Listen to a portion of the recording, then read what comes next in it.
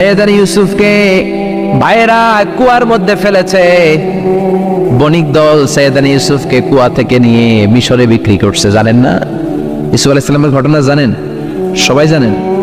বিক্রি করার পরে মিশরের সেকেন্ড ইন পজিশন সেনাপতি আজিজ এফেসার অনেক অনেক টাকা দিয়ে তাকে কিনে নিয়ে জুলাইখার হাতে দিয়েছে। কার হাতে? জুলাইখার নামও জানেন? জুলাইখার হাতে দেওয়ার পরে জুলাইখা তারা নিজের ছেলের মতো মানুষ করতে শুরু করেছে। কিন্তু সৈয়দনা ইউসুফ যখন যুবক হয়ে গিয়েছে, ওনার চেহারা এত সুন্দর ছিল, জুলাইখা নিজেই ইউসুফের প্রেমে পড়ে গিয়েছে। নাউজুবিল্লাহ পড়েন। জুলাইখা বলে, ইউসুফ আমি তোমারে ভালোবাসি। ইউসুফ কয়, আমি আল্লাহরে ভালোবাসি। জুলাইখা বলে, ইউসুফ আমি তোমার সাথে প্রেম করতে চাই। ইউসুফ বলে, আমি কার সাথে প্রেম করতে চাই? প্রেমের কথা কি বললেই হয়? বেটা বলে হইতে হবে না? প্রেম তো চরের জমি নয়, জবরদখল করে হয়। প্রেমের দখল নিতে হলে প্রেমেই নিতে হয়, ঠিক কি না? জুলাইখা বলে, আমি তোমারে ভালোবাসি, আমি তোমার প্রেমে হাবুডুবু খাই। ইউসুফ বলে, আমি কারে ভালোবাসি? কোনোভাবেই ইউসুফরে রাজি করাতে পারে না। জুলাইখার একটা দাসী ছিল, দাসীর নাম কালিমামা। জুলাইখা কালিমামারে বলে, ও কালিমামা, কোনোভাবে ইউসুফরে বুঝাতে পারলাম না। একটা কাজ করবা, আজ রাত 12টার দিকে আমার গোপন কক্ষে নিয়ে আসবা। ওই গোপন কক্ষে যেতে বড় বড় 7টা দরজা পার হইতে হয়। কয়টা? 7টা দরজায় বড় বড় 7টা তালা লাগাবা। তারপরে ইউসুফরে আমার কাছে নিয়ে আসবা।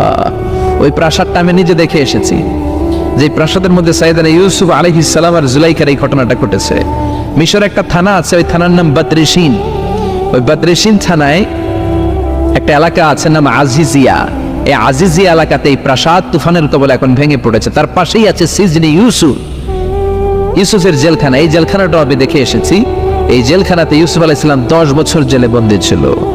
মিশর একটা পাহাড় আছে, তুর পাহাড়। সেই তুর পাহাড়ের উপরে উঠে সৈয়দনা মূসা আলাইহিস সালাম 2বার আল্লাহর সাথে কথা বলেছেন। অনেকবার আল্লাহর সাথে কথা বলেছেন। ওই তুর পাহাড়ে আমি 2বার উঠেছি। ওইটার উপর একটা মসজিদ আছে, একটা গির্জা আছে, একটা সিনাগোগ আছে। 3 ধর্মের লোকদের কাছে ওইটা পবিত্র জায়গা, সবাই যায়।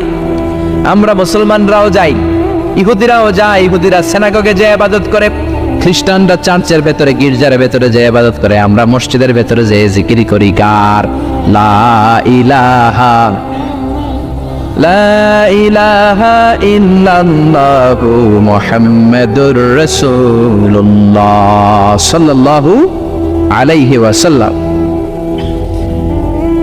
এজন্য রব্বুল আলামিনের এমন ক্ষমতা, ছোট্ট বাচ্চার মুখেও জবান দিয়ে দিতে পারে কে? সৈয়দনা ইউসুফ আলাইহিস সালাম যখন যুবক হয়ে গেলেন, ওনার প্রেমে মাতোয়ারা। জুলাইখা মাতোয়ারা হয়ে যখন কোনোভাবেই ইউসুফকে আর কাবু করতে পারে না, তখন সৈয়দনা ইউসুফকে কাবু করার জন্য কালিমামাকে নির্দেশ দিয়েছে, নিজের দাসীকে নির্দেশ দিয়েছে, কালিমামা আজ রাত 12টায় আমার স্পেশাল প্রাসাদে 7টা দরজার মধ্যে বড় বড় তালা লাগিয়ে তুমি ইউসুফকে নিয়ে আসবা। সৈয়দনা ইউসুফের কাছে কালিমামা যেয়ে বলে, ও কালিমামা, ও কালিমামা। ইউসুফের কাছে যেয়ে বলে, ইউসুফ, জুলাইখা তোমারে ডেকে পাঠিয়েছে। ইউসুফ বলে, রাত বাজে 12টা। জোরে বলেন, কয়টা? এত রাতে কি বলার জন্য ডেকেছে? যাও, আগামীকাল সকালে আমি যে কথা শুনবো। কালিমামা বলে, না না, আগামীকাল সকালে গেলে হবে না। জুলাইখা এখন যেতে বলেছে। কখন? ইউসুফ চোখের পানি ছেড়ে দিয়ে আল্লাহর ডেকে বলে, আল্লাহ, ও মাবুদ, জীবনে কোনো অপরাধ করি নাই। আমার বয়স হওয়ার পর থেকে আজ পর্যন্ত কোনো অন্যায় করি নাই। না জানি আজকে আমি আমার ঈমান হারা হয়ে যাই, না জানি আজকে আমি আমার চরিত্রটা হারাই রে মাবুদ। ও আল্লাহ, তোমার উপর তাওয়াক্কুল করে আমি গেলাম। কালিমামা সৈয়দনা ইউসুফ আলাইহিস সালামকে নিতে লাগলো, আর দরজার মধ্যে বড় বড় এক একটা তালা ঝুলাতে লাগলো। 7টা তালা ঝুলানোর পরে সৈয়দনা ইউসুফকে স্পেশাল ঘরের মধ্যে ঢুকিয়ে কালিমামা আরেক দরজা দিয়ে বের হয়ে যায়। এখন ওই স্পেশাল গোপন কক্ষের মধ্যে শুধু 2 জন মানুষ, একজন নারী আরেকজন পুরুষ। চিল্লায় বলেন, একজন আরেকজন পুরুষ। জুলাইখা আর ইউসুফ। জুলাইখা বলে, ও ইউসুফ, বাঁচার কোনো মাধ্যম নাই, যে কোনো ভাবেই হোক আজকে আমি আমার মনোরঞ্জন করেই ছাড়বো, যেমন করেই হোক তোমার প্রেম আমি হাসিল করে ছাড়বো। আমি তোমারে ভালোবাসি। সৈয়দনা ইউসুফ বলে, আমি আল্লাহরে ভালোবাসি। কারে ভালোবাসি? সুবহানাল্লাহ বলবেন না? জুলাইখা বলে, আমি তোমারে ভালোবাসি। সৈয়দনা ইউসুফ বলে, ও জুলাইখা, আমি আল্লাহরে ভালোবাসি। একের পর এক জুলাইখা তার দেহের কাপড় খুলতে শুরু করেছে। নিজেকে উপস্থাপন করতে শুরু করেছে। আল্লাহর নবী ইউসুফ ডান দিকে দৌড় দেয়, আবার বাম দিকে দৌড় দেয়। জুলাইখা বলে, ইউসুফ বাঁচার কোনো মাধ্যম নাই, কারণ বড় বড় 60টা তালা 60টা দরজার ভেতরে আছে না নাই? আরো জোরে বলেন, আছে রাডাই। পালানোর কোনো মাধ্যম নাই, যে কোনো ভাবেই হোক আমার হাতে তোমার ধরা দিতে হবে। সাইয়েদনা ইউসুফ চোখের পানি ছেড়ে আল্লাহরে ডেকে বলে, আল্লাহ জীবনে কোনো অপরাধ করি নাই, এই বিপদ থেকে তুমি আমারে বাঁচাও। আল্লাহ বললেন, জিব্রাইল যাও যাও তাড়াতাড়ি তুমি ইউসুফের কাছে যাও, আমার নবী ইউসুফরে বাঁচাও। আমার নবী ইউসুফের কানের সামনে যে বলো, ইলানা হিয়াতিল বাব, দরজার দিকে দৌড়াও। কোন দিকে? আরো জোরে বলেন, কোন দিকে? ইলানা হিয়াতিল বাব, দরজার দিকে দৌড়াও। সাইয়েদনা জিব্রাইল বলে, আমি পৃথিবীতে আমার পুরো জীবনে মাত্র কয়েকটা সময়ে খুব দ্রুত বাতাসের বেগে নেমে এসেছি, এর মধ্যে ওই দিন যেদিন ইউসুফের কাছে ঈমান বাঁচানোর জন্য আল্লাহ আমারে পাঠিয়েছিল। আরেকদিন হচ্ছে যে দিন ইসমাইলকে বাঁচানোর জন্য আল্লাহ আমারে দুম্বা দিয়ে পাঠিয়েছিল। আল্লাহু আকবার। সাইয়েদনা ইব্রাহিম সাইয়েদনা ইসমাইলকে জবাই করার জন্য বড় একটা তলোয়ার নিয়ে যখন কুরবানি করতে শুরু করলো, আল্লাহ বললেন, ও জিব্রাইল জান্নাত থেকে দুম্বা নিয়ে তাড়াতাড়ি দুনিয়ায় ছুটে যা, আমার ইসমাইলের গলার একটা পশমও যাতে না কেটে যায়। সাইয়েদনা জিব্রাইল বাতাসের বেগে আল্লাহু আকবার আল্লাহু আকবার আল্লাহু আকবার বলতে বলতে দুম্বা নিয়ে চলে এসেছিলেন। তিনি বলেন, আমি এই সময়টাতে সবচেয়ে দ্রুত বেগে জমিনে নেমেছি, আবার সাইয়েদনা ইউসুফের ঈমান বাঁচানোর জন্য আমি দ্রুত নেমেছি। আল্লাহু আকবার। সাইয়েদনা ইউসুফ চোখের পানি ছাড়ে জিব্রাইল কানের কাছে এসে বলো, ইউসুফ ইলা নাহিয়াতিল বাব, আল্লাহ বলছে দরজার দিকে দৌড়ান। সাইয়েদনা ইউসুফ বলে, জিব্রাইল দরজার মধ্যে তো বড় বড় তালা লাগানো। জিব্রাইল বলে, ও ইউসুফ আমি জানি না, আল্লাহ শুধু এই মেসেজটা দিয়েই আমারে পাঠিয়েছে, দরজার দিকে দৌড়াও। সাইয়েদনা ইউসুফ আল্লাহর উপর তাওয়াক্কুল করে দরজার দিকে দৌড়ালেন। জুলাইখা মনে মনে হাসে। জুলাইখা বলে, দরজায় তালা আছে না নাই? আমি ওই তালা খুলে দেওয়ার সাধ্য আমার আল্লাহর আছে না নাই? সাইয়েদনা ইউসুফ যখন প্রথম দরজার কাছে যায়, কি আজীব তামাশা, প্রথম দরজার কাছে যাওয়ার সাথে সাথেই মুহূর্তের মধ্যে টাস টাস করে প্রথম দরজার তালা খুলে যায়। কোরআনের ভেতরে এই ঘটনা আছে না নাই? ওয়া গাল্লাকাতিল আবওয়াব ওয়া ক্বালাত হাইতা লাক ক্বালা মাআদাল্লাহ। 60টা দরজায় 60টা তালা মেরেছে। তিনি দৌড়াতে লাগলেন, একটার পর একটা দরজার তালাগুলো খুলে দিতে লাগলো। কে? মুসার মতো ঈমান হলে রাস্তা হবে সাগর জলে, ইউসুফের মতন ঈমান হলে একে একে দরজা খুলে। ইব্রাহিমের মতন ঈমান যদি আজও থাকে বিদ্যমান, অগ্নিকুণ্ডে দেখতে পাবে খুবসুরত এক ফুলবাগান। সুবহানাল্লাহ। 6টা দরজার তালা খুলে যাওয়ার পরে 7ম দরজার সামনে যখন সাইয়েদনা ইউসুফ এসেছে, আল্লাহু আকবার বলে দরজার মধ্যে ধাক্কা দেয়, কিন্তু দরজা খুলে না। পিছন দিয়ে জুলাইখা আসরা নাই, আউলা কেশে পাগলা বেশে জুলাইখাও দৌড় দিয়েছে সাইয়েদনা ইউসুফকে ধরার জন্য। ঠিকই ধরে ফেলেছে। সাইয়েদনা ইউসুফের জামায় ধরে টান দেয়াতে সাইয়েদনা ইউসুফ আলাইহিস সালামের জামার পেছন দিয়ে ছিঁড়ে গিয়েছে। ইন দা মিন টাইম দরজাটাও খুলে গিয়েছে। দরজা খুলে যাওয়ার পরে দুইজন তাকিয়ে দেখে আজিজে মেসের দাঁড়ানো, জুলাইখার স্বামী দাঁড়ানো। জুলাইখার স্বামী এই দৃশ্য দেখে তো অবাক। খিরে রাত বাজে 2টা, ইউসুফ হাঁপাচ্ছে ঘামাচ্ছে, আর জুলাইখার দেহের কাপড় চোপড়ের অবস্থা ভালো না। কি ঘটনা ঘটেছে আমার বলো। ফালিয়াতাকাল্লাম আহাদুকুমা শাইআন, দুজনের একজন আমাকে কিছু তো বলো। কেউ কিছু বলে না। জুলাইখা সামনে এসে বলে, আজিজে মেসর দুধকলা দিয়ে আমরা এতদিন সাপ পুষেছি, আজকে গভীর রাতে 7 দরজায় 7টা তালা মেরে ইউসুফ আমার ইজ্জতহানির জন্য ঘরে হামলা দিয়েছে। হাসানা মিসা, সোরের মার বড় গলা, যুগে যুগে আছে না নাই? আইজে মেসর বলে, তোমার কোনো সাক্ষী আছে? জুলাইখা কয়, আছে। কে সাক্ষী? আমার দাসী কালী বাবা। এই কালী বাবা, সত্যি নাকি? কয় 100% সত্য। এরকম সাক্ষী বাংলাদেশেও আছে না নাই? ঘটনার সময় জন্ম হয় নাই, ঘটনার সময় বয়স ছিল 2 মাস, কিন্তু সাক্ষী দেয়। ওই সাক্ষীর উপর ভিত্তি করে রায় হয়, ওই সাক্ষীর উপর ভিত্তি করে বিচার হয়, ওই সাক্ষীর উপর ভিত্তি করে জেল হয়, ফাঁসি হয়। আছে না নাই? জোরে বলো না, ছেড়ে নাই। আইজে মেসর বলে, ও ইউসুফ কেমন করে এই কাজ করলা? তোমার মৃত্যুদণ্ড দেয়া হবে, এখনই মৃত্যুদণ্ড দেয়া হবে। জল্লাদের কাছে তোমার যাওয়ার দরকার নাই, জল্লাদ তোমার সামনে এসে এখনই তোমার ঘাড় কেটে ফেলবে, মাথাটা দেহ থেকে আলাদা করে দিবে। তোমার কোনো সাক্ষী থাকলে বলো। সাইয়েদনা ইউসুফ বলে, আমার কোনো সাক্ষী নেই। আল্লাহ বললেন, জিব্রাইল তাড়াতাড়ি যা, ইউসুফের কানের কাছে যে বল, জুলাইখার খালাতো বোন গতকাল প্রাসাদে বেড়াতে এসেছে। জুলাইখার খালাতো বোনের ছোট্ট একটা 2 মাসের দুধের বাচ্চা, ওইটার নাম হলো কিসিন। ইউসুফ তুমি হাত তুলে বলো, কিসিন হলো আমার সাক্ষী। সুবহানাল্লাহ। আইজে মেসেল বলে আতুরিদু আন তাসখারা মিন্নি, ইউসুফ এটা তুমি কি বলো? কিসিন কেমনে সাক্ষী দেবে? বয়স মাত্র 2 মাস, দুধ খায়, মায়ের কোলে কাঁদে। ইউসুফ বলে আমি এত কিছু জানি না, কিসিন আমার সাক্ষী।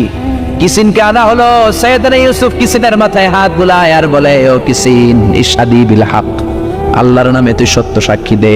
ছোট্ট 2 মাসের দুধের বাচ্চা কিসিন বড়দের মতো কথা বলতে শুরু করলো, বলতে আরম্ভ করলো, ইন কানা কামিসুহু কুদ্দা মিন কুবুলিন। সুবহানাল্লাহ পড়েন। ইন কানা কামিসুহু কুদ্দা মিন কুবুলিন ফাসাদাকাত হুয়া মিনাল কাযিবিন ওয়া ইন কানা কামিসুহু কুদ্দা মিন দুবুরিন ফাকাযাবাত হুয়া মিনাস সাদিকিন। ও আজিজে মিসর, ইউসুফের জামা চেক করো, জামার সামনের দিক দিয়ে ছেঁড়া হলে ইউসুফ দোষী, আর জামার পেছনের দিক দিয়ে যদি ছেঁড়া থাকে তোমার বউ জুলাইখা দোষী। জামার কোন দিক দিয়ে ছেঁড়া? জোরে বলেন। ছোট্ট কিসিনের সাক্ষীর মাধ্যমে সাইয়েদনা ইউসুফকে বাঁচায়া দিল কে? আর জোরে বলেন কে? আল্লাহ বলছেন, ওয়াকাদা রাব্বুকা আল্লা তা'বুদু ইল্লা ইয়্যাহু ওয়া বিল ওয়ালিদাইনি ইহসানা। আমি আল্লাহর স্পেশাল 2টা ফয়সালা আমি তোমাদেরকে জানিয়ে দিচ্ছি। 2টা ফয়সালা। কয়টা? 2টা সিদ্ধান্ত। কয়টা? এই সিদ্ধান্তগুলা অনড় সিদ্ধান্ত, এটার কোনো নড়চড় নাই। আর ফয়সালার সিদ্ধান্তগুলো দিয়েছে কে? 1 নাম্বার ফয়সালা হচ্ছে আল্লাহ তা'বুদু ইল্লা ইয়্যাহু, তোমরা কারো ইবাদত করতে পারবে না একজনের ছাড়া, তিনি কে? এজন্য রব্বুল আলামিন বলেন, ওয়াকাদা রাব্বুকা আল্লা তা'বুদু ইল্লা ইয়্যাহু ওয়া বিল ওয়ালিদাইনি ইহসানা। আমি আল্লাহর স্পেশাল ফয়সালা, আমি আল্লাহর অনড় সিদ্ধান্ত, যেই সিদ্ধান্ত কোনোদিন নড়বে না, যেই ফয়সালার কোনো নড়চড় হবে না, ওই ফয়সালার প্রথম ফয়সালা হলো ইবাদত হবে একজনের, তিনি কে? আবার আল্লাহ বললেন, মানব জাতি, জিন জাতি, এই 2টা জাতিকে আমি সৃষ্টি করেছি শুধু আমার ইবাদতের জন্য, ঠিক কি না? আমা খালাকাতুল জিন্না ওয়াল ইনসা ইল্লা লিয়াবুদুন। মানব জাতি, জিন জাতি সৃষ্টির মূল উদ্দেশ্য, লক্ষ্য শুধুমাত্র আমি আল্লাহর ইবাদত করা। সুবহানাল্লাহ। আবার এই পৃথিবীতে যত নবীরা এসেছেন, সব নবীদের একই দাওয়াত ছিল, কমন দাওয়াত, কমন মিশন, কমন কথা, ইয়া কওমি ইবুদুল্লাহা মা লাকুম মিন ইলাহিন গায়রুহু। ও আমার কওমের লোকেরা, ও আমার উম্মতেরা, ও আমার স্বজাতির লোকেরা, খবরদার, ইবাদত করলে একজনের করবা, তিনি কে? তাহলে আল্লাহর প্রথম ফয়সালা, ইবাদত হবে, জিকির হবে, সেজদা দিতে হবে একজনকে, তিনি কে? জিকির করবেন কার? চাইবেন কার কাছে? নাকি খাজা বাবার কাছে, নাকি ল্যাংটা বাবা? কেউ ফিরে না খালি হাতে, খাজারে তোর দরবারেতে। বলে না, বলে না, বলে না? আরে কত দরবার থেকে কত মানুষ খালি হাতে ফিরে আসে। দামি মোবাইল নিয়ে ঢুকছে, চোরে মোবাইল চুরি করে নিয়ে গেছে, এখন মোবাইল তো নাই, খালি হাতে ফিরে আসে, কি করবে? দামি জুতা নিয়ে ঢুকছে, জুতা চুরি হয়ে যায়, ধাক্কা ধাক্কিতে জুতা চুরি হয়, তো খালি পায়ে ফিরে আসে, আছে না নাই? আমি একটা দরবার থেকে কেউ কোনোদিন খালি হাতে ফিরে না। দরবারটা কার দরবার? কেউ ফিরে না খালি হাতে, আল্লাহরে তোর দরবারেতে। বলেন, কেউ ফিরে না খালি হাতে। এজন্য আল্লাহ বলেন, আমার দরবার এমন দরবার 24 ঘন্টা খোলা, মাসের 30 দিন খোলা, বছরের 365 দিন খোলা, সারা জীবন খোলা। যখনই চাইবা তোমার ডাকে সাড়া দিবে কে? কেউ যেটা পারে না পারে কে? কেউ যেটা দেয় না দেয় কে? কেউ যেটা শোনে না শোনে কে? আমরা কি সব শুনি? সব শুনে কে? আরো জোরে বলেন কে? ওই যে দেবিদ্বারে কি হইতেছে আপনি শুনতেছেন, মুরাদনগরে কি হয় আপনি শুনেন, আপনি দেখেন, ঢাকায় কি হয় আপনি শুনেন, কোন জায়গায় কি ঘটতেছে আপনি জানেন, কিন্তু কেউ যেটা জানে না জানে কে? এত উপর থেকে 7 আকাশের উপরে, সিদরাতুল মুনতাহার উপরে, লাউহে মাহফুজের উপরে, বাইতুল মামুরের উপরে, আরশ কুরসি তার 70,000 নূরের পর্দার উপর থেকে তিনি এমন কুদরতি নজর দেন, সপ্ত জমিনের নিচেও যদি কোনো পিঁপড়া হাঁটে, আল্লাহ পিঁপড়ার পায়ের আওয়াজটাও শুনতে পায়। এজন্য আল্লাহ বলে, গোলাম ইবাদত হবে শুধুমাত্র আমার। শুধুমাত্র কার? আল্লাযী ইউবাদ, যার ইবাদত করা হয়, যিনি ইবাদতের যোগ্য, তিনি হলেন মাবুদ। আমাদের মাবুদ একজন, তিনি কে? এজন্য প্রত্যেক নামাজে আমরা আল্লাহরে বলি ইহদিনাস সিরাতাল মুস্তাকিম, ও আল্লাহ আমাদেরকে তুমি সিরাতুল মুস্তাকিম দাও। আল্লাহ বলে আমার ইবাদত কর, আমার ইবাদত করলে এটাই সিরাতুল মুস্তাকিম। সুবহানাল্লাহ কইবেন না? ওয়া আনি'বুদুনি হাদা সিরাতুম মুস্তাকিম, আমি এক আল্লাহর ইবাদত করলে তোমাদেরকে সিরাতুল মুস্তাকিম দিবে কে? এজন্য আল্লাহর ফয়সালা দুইটা, চিৎকার করে বলেন কয়টা? প্রথম ফয়সালা হলো ইবাদত একজনের, তিনি কে? وَقَضَى رَبُّكَ أَلَّا تَعْبُدُوا إِلَّا إِيَّاهُ وَبِالْوَالِدَيْنِ إِحْسَانًا, আমি আল্লাহর স্পেশাল ফয়সালা, বিশেষ ঘোষণা, অনর ঘোষণা, অনর সিদ্ধান্ত, ইবাদত হবে একমাত্র শুধুমাত্র কেবলমাত্র আমার আল্লাহর। কার? তাহলে আল্লাহর প্রথম সিদ্ধান্ত, আল্লাহ ছাড়া অন্য কাউর ইবাদত করা যাবে না, অন্য কাউকে সিজদা দেয়া যাবে না। কিন্তু কিছু লোক আছে মসজিদে আল্লাহরও সিজদা দেয়, এই যে মসজিদ ঢুকে আল্লাহর সিজদা দিবে, আর আশেপাশে মাজার থাকলে মাজারে যে সিজদা দেয়, আছে না নাই? মহিলারা বেশি দেয়, আমাদের মহিলারা দুই জায়গায় বেশি যায়, এক যায় মাজারে, দুই যায় বাজারে, ঠিক কিনা? মসজিদে তাদের জায়গা নাই, মাহফিলের প্যান্ডেলে মহিলাদের জন্য প্যান্ডেল হয় না, এজন্য কই যাবে? যায় বাজারে আর মাজারে, আছে না নাই? সিজদা দিয়ে মুশরিকদের কাতারে নাম তোলে। যদি জিজ্ঞেস করেন মায়েরা কেন যান, বলবে আমার সন্তান হয় না। কেউ বলবে আমার 5টা মাইয়া, এখন পোলা লাগবো, বাচ্চার জন্য দরবারে যায়। দরবারে গেলে বাচ্চা হয়, তাহলে ছাগলের যে বাচ্চা হয়, ছাগলে কোন দরবারে যায়? গাবি যে প্রতি বছর একটা করে বাছুর দেয়, গাবি কোন দরবারে গেল? কথা কি আপনাদের মাথায় ঢুকে? এজন্য সিজদা পাবার অধিকারী একজন, তিনি কে? আল্লাহ বললেন আমি আল্লাহর প্রথম ফয়সালা, খবরদার এক আল্লাহ ছাড়া অন্য কারো ইবাদত করা যাবে। আল্লাহর প্রথম সিদ্ধান্তের সাথে আমরা একমত না দ্বিমত? সবাই একমত, দ্বিমত পোষণকারী কেউ নাই? এক দুজন থাকতেও পারে, আছে আছে আছে আছে। তাহলে আসেন দ্বিতীয় সিদ্ধান্তের দিকে, যে আল্লাহ বললেন ওয়া বিল ওয়ালিদাইনি ইহসানা, আমি আল্লাহর দ্বিতীয় সিদ্ধান্ত, যেহেতু প্রথম সিদ্ধান্তের সাথে তোমরা সবাই একমত, এবার আমার দ্বিতীয় সিদ্ধান্ত শোনো, ওয়া বিল ওয়ালিদাইনি ইহসানা, মাতা পিতার সাথে ইহসান করবা। কার কথা? ইবাদত হবে আল্লাহর, ইহসান হবে মাতা পিতার। আমরা বললাম আল্লাহ আপনার ইবাদত করব এটা বুঝলাম, কিন্তু মাতা পিতার সাথে কেমন করে ইহসান করব বুঝিয়ে বলেন। ইহসান কি? আল্লাহ নিজেই ইহসানের ব্যাখ্যা দিচ্ছেন, আল্লাহ নিজেই কোরআনে ইহসানের তাফসীর করছেন। আল্লাহ বললেন ইম্মা ইয়াবলুগান্না ইনদাকাল কিবারা আহাদুহুমা আও কিলাহুমা ফালা তাকুল লাহুমা উফ। ইহসান কাকে বলে? বান্দা শোনো শোনো, তোমাদের মা কিংবা বাবা, একজন কিংবা দুইজন যখন বার্ধক্যে উপনীত হয়ে যায়, যখন বয়স্ক হয়ে যায়, তাদের কোনো কর্মকাণ্ডে খবরদার নাক ছিটকানো যাবে না, উফ আহ করা যাবে না, উফ শব্দটাও বলা যাবে না। কারণ তুমিও তোমার আব্বা আম্মারে কম কষ্ট দাও নাই। তুমি যখন পেশাব করেছো, পায়খানা করেছো, তোমার আব্বা তোমাকে ঘর থেকে বের করে দিয়েছে নাকি? কথা বলেন।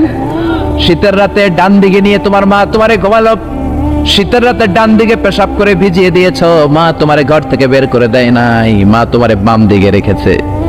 বাম দিকেও পেশাব করছো, মা তখনও বের করে দেয় নাই, বুকের উপরে রেখেছে। রাত 3টার দিকে, মাঘ মাসের শীতে, কনকনে শীতে, বুকের উপরে পেশাব করে মায়ের শাড়িটা ভিজিয়ে দিয়েছো। রাত 3টার দিকে উঠে তোমার মা আরেকটা জামা পরে আবার তোমারে বুকে নিয়ে ঘুমায়। তোমার মা কি তোমারে বের করে দিয়েছে নাকি? পেশাব করে পায়খানা করে ঘরটারে তুমি সারখার করেছো, তারপরে তোমার মা বাবা তোমারে বের করে দেয় নাই, তোমারে ঘর থেকে তাড়িয়ে দেয় নাই, তোমার এতিমখানায় রেখে আসে নাই। তোমার মা বাবা বয়স্ক হওয়ার কারণে তাদের কোনো কর্মকাণ্ডে খবরদার নাক ছিটকাবা না, এমনকি উহ আহ উফ শব্দটাও করা যাবে না। কার কথা? মা বাবা তোমারে ঘর থেকে যেমনি বের করে নাই, মা বাবা যেমনি তোমার এতিমখানায় দিয়ে আসে নাই, তেমনি তোমার মা বাবা যখন বয়স হয়ে যায়, বার্ধক্যে পৌঁছে যায়, মা বাবারে খবরদার বৃদ্ধাশ্রমে দিয়ে এসো না। কার কথা? বৃদ্ধাশ্রম বাংলাদেশে আছে না নাই? ছেলে আমার মস্ত মানুষ, মস্ত অফিসার, মস্ত ফ্ল্যাটে যায় না দেখা এপার ওপার, নানান রকম জিনিস আর আসবাব দামি দামি, সবচেয়ে কম দামি ছিলাম একে মাত্র আমি। ছেলের আবার আমার প্রতি অগাধ সম্ভ্রম, আমার ঠিকানা তাই বৃদ্ধাশ্রম। ঠিক কি না? কপাল পরা অনেক ডাকাত আছে, মা বাবা বয়স হয়ে যাওয়ার কারণে তাদের কর্মকাণ্ডগুলো আর ভাল লাগে না। মা বাবারে বৃদ্ধাশ্রমে দিয়ে আসে। যেই ছেলে মেয়েগুলো মা বাবারে বৃদ্ধাশ্রমে দেয়, তোদের কপালে বুড়া হইলে বৃদ্ধাশ্রম জুটবে না, ভাঙ্গা থালা হাতে নিয়ে তুই ভিক্ষা করে খাবি, ঠিক কি না? এজন্য আল্লাহ বলে ইহসান কারে বলে, শোনো শোনো, ইম্মা ইয়াবলুগান্না ইনদাকাল কিবারা আহাদুহুমা আও কিলাহুমা ফালা তাকুল লাহুমা উফ। মা বাবা একজন কিংবা দুইজন যখন বার্ধক্যে উপনীত হয়ে যায়, খবরদার তাদের কোনো কাজে উফ শব্দটাও করো না। কে বললেন? জোরে বলেন না, কে বললেন? তারা পেশাব করবে, এটা তুমি পরিষ্কার করবা, না পারলে কাউরে দিয়ে করাবা। তারা যেমনি তোমারে বের করে দেয় নাই, তুমিও বের করে দিতে পারবা না, এটাই ইহসান, ঠিক কি না? এজন্য আল্লাহ বললেন ওয়াবিল ওয়ালিদাইনি ইহসানা, মাতা পিতার সাথে ইহসান করবা, এটা আমার দ্বিতীয় সিদ্ধান্ত।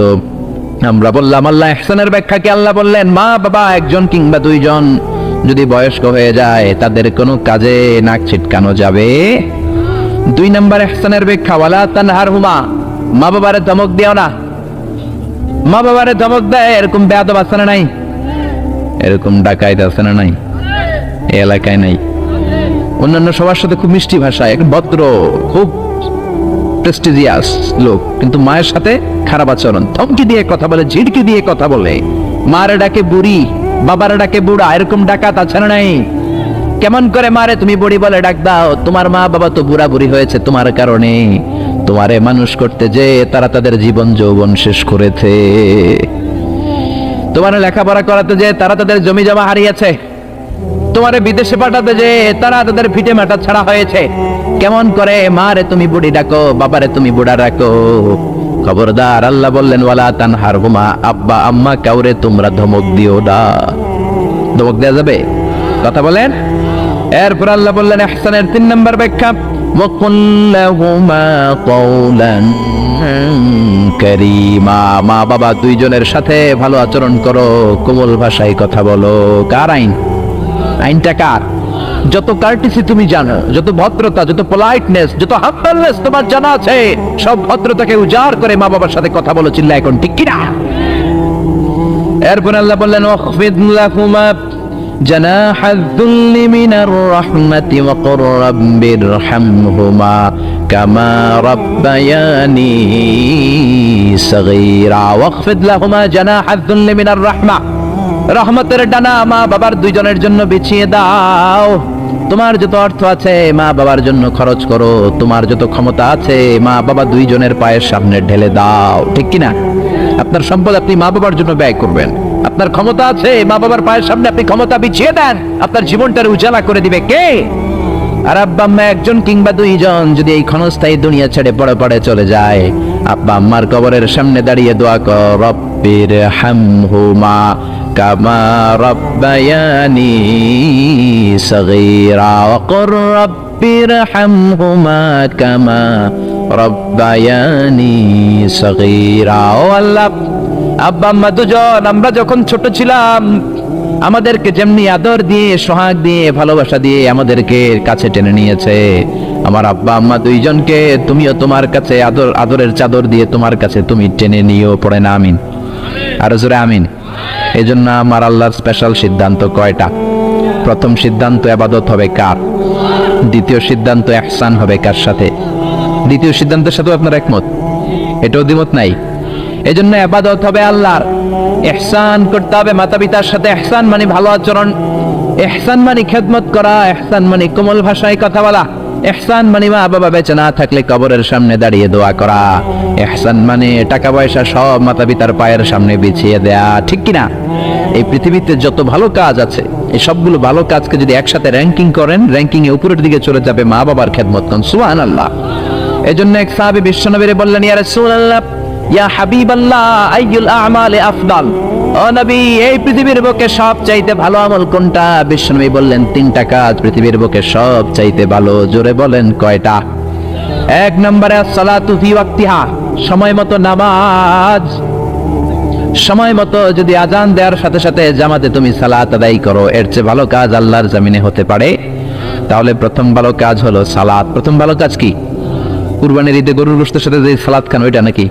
হ্যাঁ, এই মসজিদে যে সালাত আদায় করি, ঠিক কি না? সালাতে কায়েম করো, সালাতে কায়েম করো, হবে সম্মানী তুমি, হবে জান্নাতি তুমি, হবে সম্মানী তুমি, হবে জান্নাতি তুমি। দিবে কাল হাসরে শীতল ছায়া আরশে আজিম, রাব্বিয়াল আলা, রাব্বিয়াল আযীম। আল্লাহু আকবার। এজন্য বিশ্বনবী বললেন, 1 নাম্বার ভালো কাজ হলো সময় মতো নামাজ। 2 নাম্বার সবচাইতে শ্রেষ্ঠ কাজ হলো বিররুল ওয়ালিদাইন, মাতা পিতার খেদমত করা। 3 নাম্বারে আল জিহাদ ফি সাবিলিল্লাহ, আল্লাহর রাস্তায়, আল্লাহর জমিনকে, আল্লাহর জমিনে আল্লাহর দ্বীন বাস্তবায়নের জন্য, দ্বীনের আন্দোলন করার জন্য, দ্বীনকে প্রতিষ্ঠা করার জন্য জিহাদ করা। ওই জিহাদ হলো 3 নাম্বারের ভালো কাজ। তার মানে এই পৃথিবীর শ্রেষ্ঠ আমলগুলোর মধ্যে মা বাবার খেদমতটা আছে না নাই? আবার আরেক হাদিসে বললেন, বিশ্বনবী বললেন, মা বাবার খেদমত করা জিহাদের চাইতেও বেশি সওয়াব। সুবহানাল্লাহ। বাড়িতে যাই কইেন, চিল্লায় পড়েন আল্লাহু আকবার। এক সাহাবী আসলো বিশ্বনবীর কাছে, ইয়াস্তাযিনুল জিহাদ, এসে বলল, নবী আমারে অনুমতি দেন, আমি জিহাদের ময়দানে যেতে চাই। বিশ্বনবী বললেন, ও সাহাবী, তোমার আব্বা আম্মা কেউ বেঁচে আছে নাকি? সাহাবী বললেন, আছে। বিশ্বনবী বললেন, জিহাদে যাওয়ার দরকার নাই, ফাফিহিমা ফাজাহিদ, ঘরে যাও, বাবা মার খেদমত করো। মা বাবার খেদমত করলে ঘরে বসেই জিহাদের সওয়াব পাবা। আপনার আব্বা আম্মা যদি খুশি হয়, খুশি হয়ে যায় কে? আব্বা আম্মা বেজার হলে বেজার হয় কে? রিদার রাব্বি ফি রিদাল ওয়ালিদ ওয়া সাখাতুর রাব্বি ফি সাখাতিল ওয়ালিদ।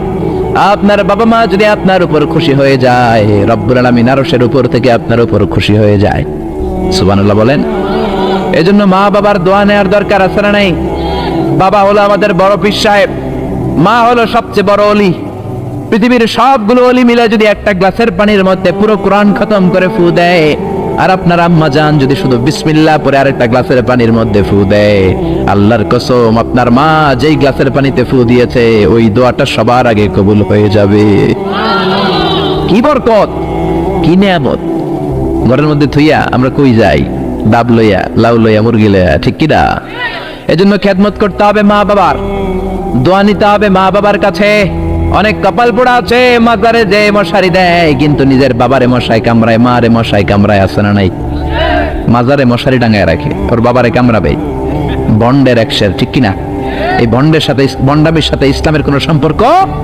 দো দিল বান্দা কালমা চোর, না পায় শ্মশান না পায় ঘোর, দিন থাকিতে আয়রে পথে ছাইড়া দে ভণ্ডামি, ভণ্ডামি ভণ্ডামি ভণ্ডামি। এদেশে ভণ্ডামি আছে না নাই? এলাকা একটু কম না? নামাজ কালাম পড়ে না, ইবলিস শয়তানের নানা, আছে না নাই?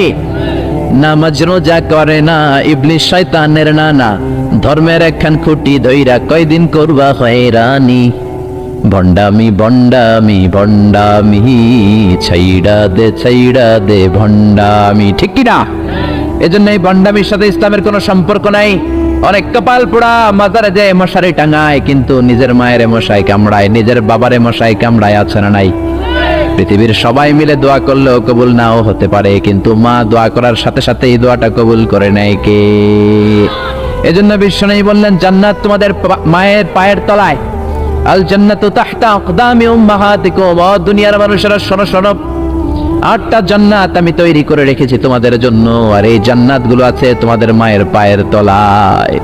ওগো মা তুমি এই ধরনের শ্রেষ্ঠ নেয়ামত, তোমারই পদ তলে রয়েছে জান্নাত। ওগো মা তুমি এই ধরনের শ্রেষ্ঠ নেয়ামত, তোমারই পদ তলে রয়েছে জান্নাত। সুবহানাল্লাহ পড়েন। আমি এই পৃথিবীর পুরুষ মানুষগুলোর পায়ের নিচে থাকে জুতা, জুতার নিচে থাকে মাটি আর বালি, আর এই পৃথিবীর মহিলা মানুষদের, মায়েদের পায়ের নিচে আল্লাহর জান্নাত আছে না নাই? জোরে বলেন।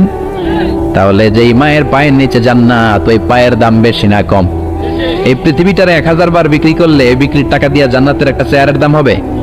আর যে 8টা জান্নাত মায়ের পায়ের নিচে পড়ে আছে, ওই পা দুইটার দাম আল্লাহর কাছে বেশি না কম? জোরে বলেন। এই জন্য দোয়া চাবেন মায়ের কাছে, দোয়া চাবেন বাবার কাছে, হাদিয়া দিবেন সবার আগে আম্মারে, সবার আগে আব্বারে। চাকরি থেকে বেতনটা পাওয়ার পরে ওইখান থেকে সবার আগে যেই টাকাটা হাতে তুলে দিবেন, ওই টাকাটা মায়ের হাতে দিবেন। কার কাছে? নাকি বউয়ের হাতে? বউয়ের হাতে দিবেন, কিন্তু আগে মায়ের হাদিয়া করবেন, ঠিক কি না? কারণ বউ গেলে বউ পাওয়া যায়, বন্ধু গেলে বন্ধু পাওয়া যায়, গার্লফ্রেন্ড চলে গেলে গার্লফ্রেন্ড পাওয়া যায়, মা চলে গেলে মা পাওয়া যায় নাকি? জোরে বলে। মা চলে গেলে মা আর ফিরে আসে না। এজন্য বিশ্বনবী বলেন জান্নাতের দুইটা স্পেশাল দরজা আছে, এক দরজার নাম আব্বা, আরেক দরজার নাম আম্মা। এই দুইটা দরজা আমাদের ঘরে আছে না নাই? এজন্য বিশ্বনবী বলেন এই দুইটা দরজার সাথে কেমন আচরণ করবা এটা তোমার ডিসিশন। ওমা জান্নাতুকা ওয়া নারু, মা বাবাই তোমার জান্নাত, মা বাবাই তোমার জাহান্নাম। মা বাবার সাথে যদি ভালো আচরণ করো 8টা জান্নাতের দরজা খুলে দিবে কে? আর মা বাবার সাথে যদি খারাপ আচরণ করো জাহান্নাম গুলা তৈরি আছে না নাই? মা বাবা যদি হিন্দু হয়, যদি বৌদ্ধ হয়, যদি খ্রিস্টান হয়, নাস্তিক হয়, তারপরেও মা বাবার সাথে ভালো আচরণ করতে হবে। নাকি হিন্দু হওয়ার কারণে বাদ দিয়ে দিবেন? বাংলাদেশে এরকম অনেক হিন্দু ফ্যামিলি আছে, ওই ফ্যামিলির ছেলে তাফসির মাহফিল আইসা কোরআনের কথা শুনে মুফাসসিরে কোরআনের হাতে হাত রেখে কালিমা পড়ে মুসলমান হয়ে গেছে, আছে না নাই? কিন্তু মা মুসলমান হয় নাই, বাবা মুসলমান হয় নাই। খবরদার, মা বাবা হিন্দু থাকলেও তোমার মা বাবা তার জন্য খরচ করবা, ভালো আচরণ করবা, তার কাছ থেকে আশীর্বাদ নিবা। মা বাবার দোয়া আশীর্বাদ কবুল করে নেয় কে? এটা হিন্দু হোক, বৌদ্ধ হোক, নাস্তিক হোক, কোনো বিষয় না। আসমা বিনতে আবি বকর বিশ্বনবীর শালী। বিশ্বনবীর শালীর নাম কি? আসমা বিনতে আবি বকর। বিশ্বনবীর বললেন নবী আনা মুসলিমা, আমি মুসলিমা, আমার আম্মা মুশরিকা, আফাসিলুহা, বুখারীর বর্ণনা।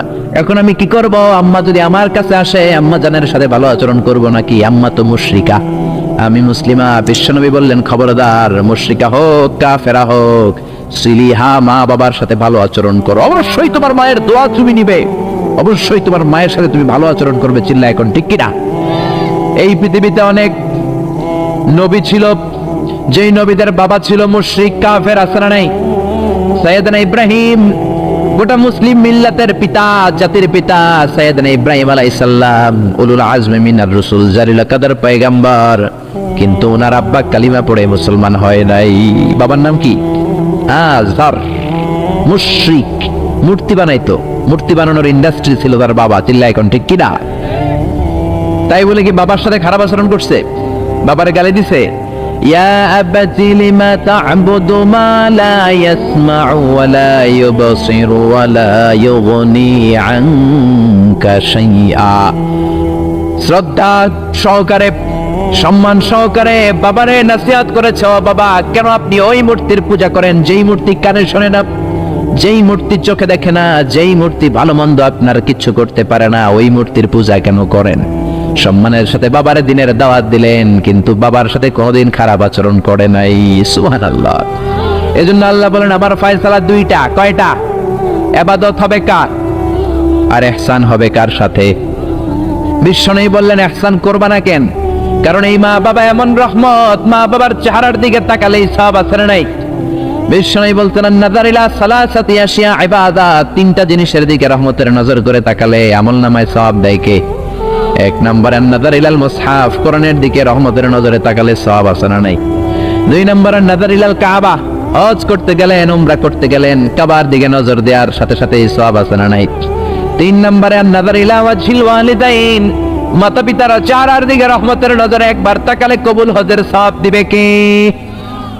এক সাহাবী বললেন ও নবী গো, ওয়ালাউ মি'আমাররা, 100 বার যদি আমি আমার আম্মার চেহারার দিকে রহমতের নজরে তাকাই তাহলে কি 100টা কবুল হজের সওয়াব হবে নাকি? বিশ্বনবী বললেন নাম, ওয়ালাউ মি'আমাররা, 100 বার নজর করে তাকালে 100টা কবুল হজের সওয়াব হয়ে যাবে। 4 লক্ষ টাকা খরচ করে আপনি হজ করে আসছেন, বুকে হাত দিয়ে বলতে পারবেন যে হজটা কবুল? বলতে পারবেন? কোনো গ্যারান্টি ওয়ারেন্টি আছে? আছে আছে। কিন্তু মা বাবার চেহারার দিকে নজর করলে কবুল হজের সওয়াব আমলনামায় দিবে কে? মা বাবা এমন জিনিস, দোয়া করলেই কবুল। মুহূর্তের মধ্যে মায়ের দোয়া কবুল করে কে? মায়ের শুধু দোয়াটাই কবুল না, বদদোয়াটাও কবুল।